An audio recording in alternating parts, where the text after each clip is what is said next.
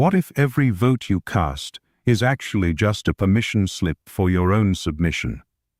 What if democracy, the system we celebrate as humanity's greatest achievement, is just a rebranded form of control, tyranny with better PR? Let's go back to a moment that cracked the illusion: the 2016 US election.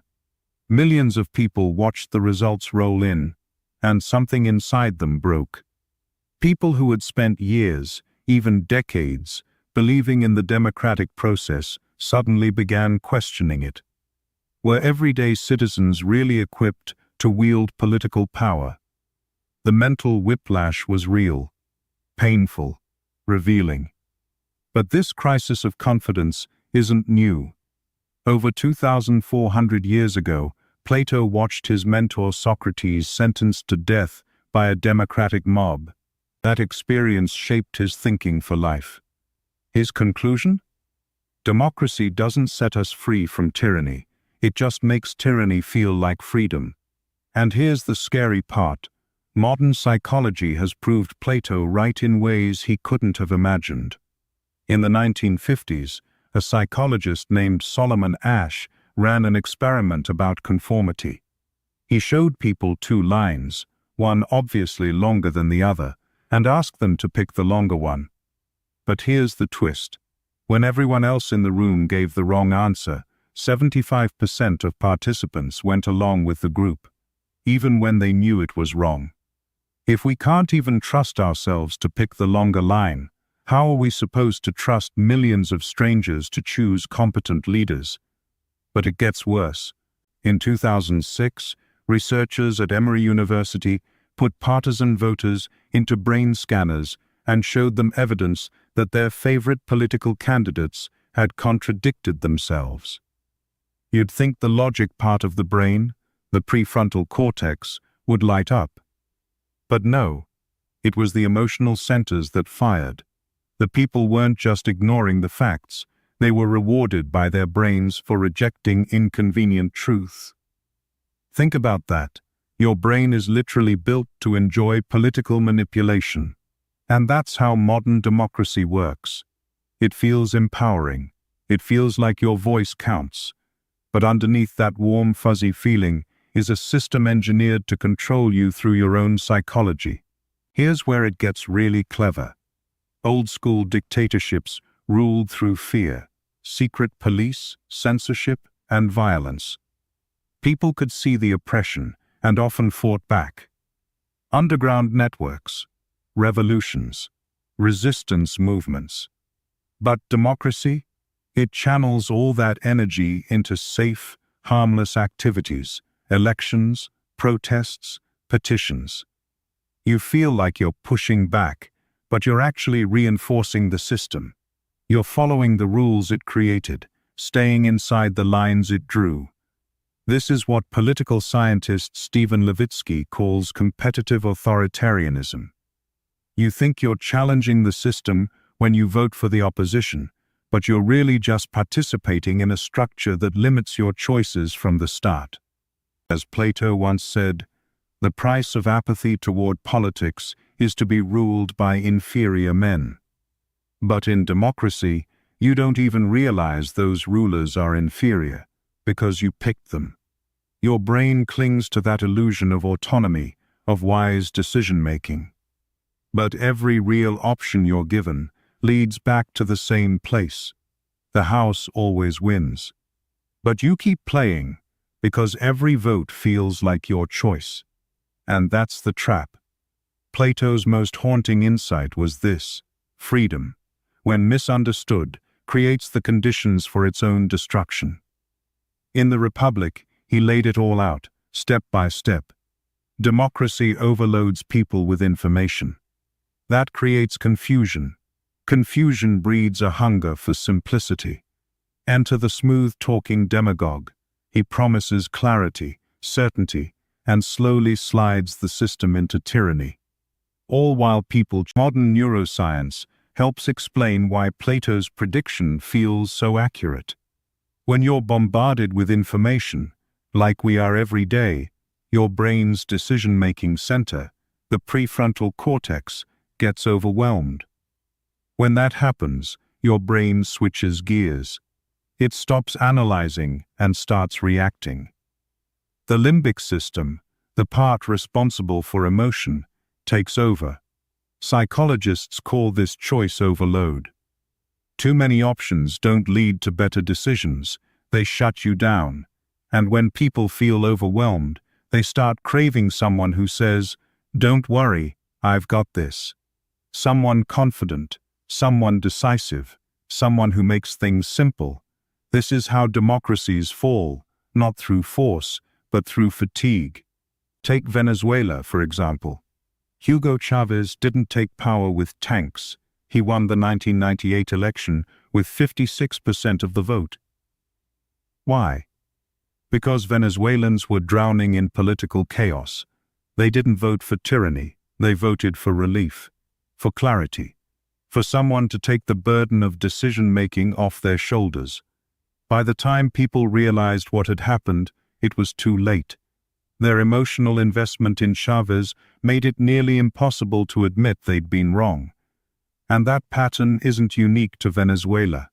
We're seeing it right now, all over the world. In country after country, voters are handing power to leaders who say, "Stop thinking, I'll take care of it." That's not a bug in the system. That's a feature of human psychology. Democracy, at its core, rewards people who are good at winning elections, not people who are good at governing. And those are two very different skill sets. Think about the traits that make someone good at getting elected: confidence, simplicity, emotional appeal.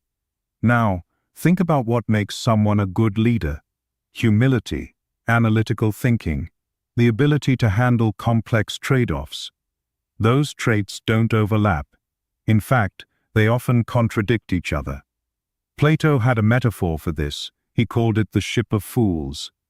Imagine a boat full of passengers who all think they know how to steer. The one person on board who actually understands navigation, stars, currents, weather patterns, tries to explain what's needed, but they sound uncertain and complicated. Meanwhile, a loud, charismatic passenger shouts, "I'll get us there in no time. Trust me." Guess who the crowd listens to? Guess what happens to the ship? Plato's solution was radical. Philosopher kings, leaders chosen not for popularity, but for wisdom.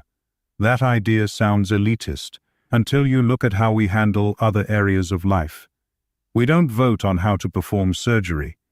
We don't take a poll to decide how to build bridges or split atoms.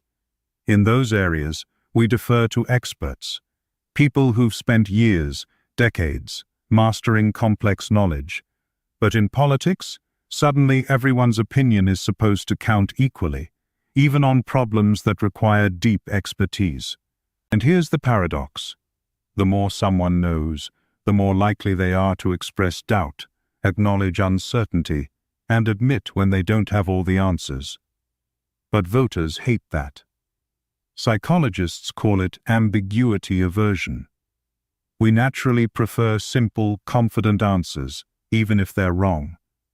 That's exactly what happened during the 2008 financial crisis. Economists had been warning about housing bubbles for years, but they sounded cautious, technical, boring. Meanwhile, confident amateurs said, "Housing prices will go up forever." People believed them because they sounded sure. Confidence beat competence. And the result? Collapse. This isn't just about individuals. It's about how entire democratic systems are wired to reward charisma over capability. So, here's the question. What kind of person actually wants to spend years campaigning, fundraising, making promises they know they can't keep, just to win an election? It takes a specific type. You need a certain level of narcissism, a comfort with bending the truth, and the ability to handle constant contradiction without flinching. These traits don't usually show up in people who are wise, thoughtful, or self-aware. They show up in people who are driven, persuasive, and, frankly, manipulative.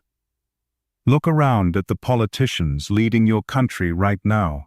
Are they the most competent, insightful, emotionally grounded people in your society? Or are they the most ambitious, media-trained, and willing to say exactly what you want to hear? That's the problem Plato saw coming. His philosopher kings weren't meant to be perfect, just people who understood that power is a burden, not a prize. Like Marcus Aurelius wrote in Meditations, "How much trouble he avoids who does not look to see what his neighbor says or does." Real leadership means focusing on solving problems, not winning popularity contests. But democracy makes that nearly impossible. And it's not just a philosophical idea. Plato's famous allegory of the cave has become a modern user manual for understanding how digital media shapes our perception of reality. We're all sitting in that cave now, except instead of shadows on the wall, we're watching curated content on screens. Your news feed, your suggested videos, your social media. They're all designed to keep you emotionally engaged while minimizing discomfort. And here's the twist. The shadows are personalized. You're not just seeing the same illusions as everyone else. You're seeing illusions crafted specifically for you. Algorithms analyze your behavior, learn your preferences, and show you content that reinforces what you already believe. It feels like you're becoming more informed, but in reality, you're just becoming more entrenched. Remember Cambridge Analytica? They used Facebook data to create psychological profiles of millions of voters. Then they sent different messages to different people based on their vulnerabilities. If you were anxious, you got fear-based content. If you were narcissistic, they fed you messages that made you feel powerful and special. If you were depressed, they confirmed your pessimism. That's not just propaganda. That's personalized psychological warfare. And the effect? Extreme political polarization. Not just disagreement, but completely different realities. Different facts, different experts, different moral frameworks. When someone from the other side seems delusional, it's because they're literally living in another information world. You think you're informed, so do they. And both of you are being manipulated. This is why fact-checking doesn't work, why debates feel pointless. When people encounter information that contradicts their beliefs, they don't question themselves, they dig in. Psychologists call it the backfire effect. New evidence actually makes people more confident in their existing beliefs. And Plato saw this too. He wrote that people deem him their worst enemy who tells them the truth. In democratic societies, the truth isn't suppressed with force, it's buried with noise, filtered by algorithms, and made socially uncomfortable to believe. Dissent doesn't need to be banned, it just has to be inconvenient, isolated, uncool. If you want to understand how democracy can become a gateway to tyranny, look no further than the Weimar Republic. Germany, in the 1920s and early 30s, had all the markers of a functioning democracy: open elections, freedom of speech, active political parties. But when economic crisis hit and political life grew increasingly chaotic, something shifted. People didn't fight harder for democracy.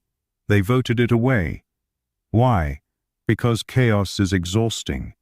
Complexity is overwhelming. And in that psychological storm, they reached for a lifeline, someone who promised to make the hard stuff go away. That's how Hitler rose to power. Not by force. Not at first. He won votes by offering relief. He promised, "I'll handle the economy, foreign policy, social issues, everything." And for millions of Germans, that was exactly what they needed to hear. It's crucial to understand. People didn't embrace tyranny because they loved oppression. They did it because the freedom of choice had become too mentally and emotionally taxing. This is the real danger democratic systems face. Not a sudden coup, but a slow, steady erosion driven by the psychology of exhaustion. And it keeps repeating. Ancient Athens executed Socrates, not because they were uniquely cruel, but because he made people confront their ignorance. And that's deeply uncomfortable. Especially in democratic cultures, where every citizen is expected to have an opinion about everything. The Roman Republic? Same story. As politics got more chaotic, ambitious leaders learned that appealing directly to the masses, through promises and pageantry, was more effective than demonstrating actual competence. Julius Caesar didn't just command armies, he commanded attention. And that's what today's populists have mastered. Complex problems? Simple solutions. Economic stress? Blame the elites. Uncertainty? Trust the strong man. These leaders don't need to be outsiders. In fact, they often are insiders. But they've learned to sound like they're fighting for the people while exploiting the same systems they claim to oppose. It's emotionally satisfying to feel represented, even if you're being played. Now, one of Plato's most controversial ideas was something he called the noble lie. He believed that sometimes, for a society to function, people need to believe in collective myths, stories that give meaning and hold things together. To modern ears, that sounds authoritarian, even proto-fascist. But here's the twist. Every political system relies on myths, democracy included. We're told every citizen's opinion holds equal weight, regardless of knowledge or expertise. We're told complex problems can be fixed by casting a vote. We're told majority rule leads to wise outcomes. That our leaders represent us, not just their own ambitions. These stories aren't necessarily false, but they're not exactly true either. Their main purpose? To make us feel like we're part of something meaningful, to justify our participation, to give us moral clarity. But here's the danger. These myths prevent us from grappling with reality. Democracy often promises freedom without responsibility, choice without consequence, representation without compromise. And when it inevitably fails to deliver, we experience what psychologists call cognitive dissonance, that uncomfortable tension between what we believe and what we actually experience. And instead of reassessing the system, we look for scapegoats. A corrupt leader, a bad party, the other side. The myth survives. But trust in the process decays. To really understand how democracy can act like a polite dictatorship, we have to look beyond psychology, into how the system is actually built. Democracy looks like it spreads power out, but in practice, it concentrates it, just in less obvious ways. Take modern governments. We're shown flashy political debates, high-stakes campaigns, and heated elections. It all feels incredibly important. But most of the real decisions, the ones that shape our economies, our rights, our futures, aren't made by the people we vote for. They're made by unelected officials, technical experts, and international bodies that are insulated from public pressure. In the European Union, for instance, it's the European Commission, not the elected parliament, that drafts and enforces laws across member states. And in countries around the world, elected leaders campaign on grand promises, then hand major decisions over to bureaucrats, regulators, or global institutions they can't control. So what are voters actually choosing? Not much. This gap between what we think we're influencing and what we actually control is what political scientists call a democratic deficit. And it's everywhere. We're emotionally invested in decisions we don't truly make. We blame ourselves when things go wrong, thinking we just voted for the wrong person, when in reality, the system never gave us a real choice in the first place. And while this is happening, the visible parts of democracy, the rallies, debates, protests, petitions, eat up all our attention and energy. They feel empowering, but they rarely touch the actual levers of power. Why does this design persist? Because it works, psychologically. It gives us the feeling of control. It provides safe, sanctioned outlets for frustration. It makes us feel responsible for outcomes we didn't really shape. And here's where things get really clever. When policies fail, we don't blame the system. We demand more democracy, more transparency, more participation. We believe that if we just try harder, vote smarter, speak louder, it'll finally work. But the structure doesn't change, and the cycle continues. Now, before we go full Plato and throw out democracy entirely, it's worth acknowledging its strengths. Economist Joseph Schumpeter had a more realistic view. Democracy isn't about voters making great decisions. It's about competition forcing politicians to serve the public, kind of like how competition in the market keeps companies in check, even if consumers don't understand the products they're buying. And there's truth to that. Democracy can create peaceful transitions of power. It can prevent the worst forms of tyranny. It can, at times, elevate real leaders who prioritize governance over popularity. Think of the Marshall Plan, or climate policy, or healthcare reforms. Sometimes, democratic systems do pull off complex, long-term thinking. But these examples don't prove that democracy always works. They just show that failure isn't guaranteed. Plato's insights still hit hard. Democracy has built-in psychological weaknesses. It rewards emotion over reason. It punishes expertise. It makes us feel in control while handing real power to people we never chose. And Plato's own solution, the philosopher king. It has its own problems. Who picks the philosopher? How do you prevent corruption? What if the so-called wise turn out to be just another elite class protecting their own interests? Even Plato seemed to know his ideal was more of a thought experiment than a political blueprint. So, where does that leave us? Not with despair, but with awareness. Plato didn't say, give up. He said, wake up.